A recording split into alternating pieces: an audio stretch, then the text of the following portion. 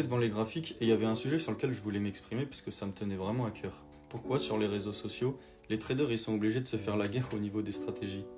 Parce que pour moi, le trading c'est un domaine où il y a toi, le marché et tes compétences. C'est tout. Alors il y a toujours Pierre-Paul ou Jacques qui vont ouvrir leur bouche et qui vont dire ah mais ta stratégie marche pas, mais ta stratégie elle fonctionne pas, viens tester la mienne. Moi dans ma façon de voir les choses, t'es rentable avec support résistance, tant mieux. T'es rentable avec l'analyse fondamentale ou l'order flow, tant mieux. Ou encore t'es rentable avec ICT, mais tant mieux.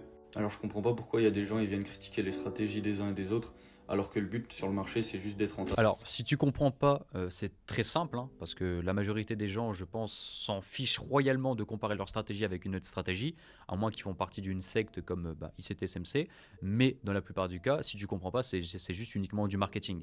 Si quelqu'un te dit que si tu utilises ça, c'est mal, utilise plutôt ça, bah, simplement soit qu'il veut te vendre un service derrière. Mais en général, quelqu'un qui gagne sur les marchés ne va jamais aller sur une autre méthodologie, je sais pas, un autre influenceur, écrire dans les commentaires ce que tu fais c'est de la merde, c'est nul, utilise plutôt ce que j'utilise. Donc la guéguerre, on va dire sur les réseaux sociaux, des méthodologies, que ce soit, je sais pas moi, support résistance, si c'était SMC, order flow, carnet d'ordre, le VWAP, les indicateurs techniques, c'est uniquement une guerre marketing et ce n'est en aucun cas une guerre rationnelle statistique faite par des vrais mathématiciens, des vrais traders. Non, parce que si aujourd'hui on devrait comparer les stratégies, tout le monde devrait fournir un document de sa stratégie et là oui on pourrait les comparer.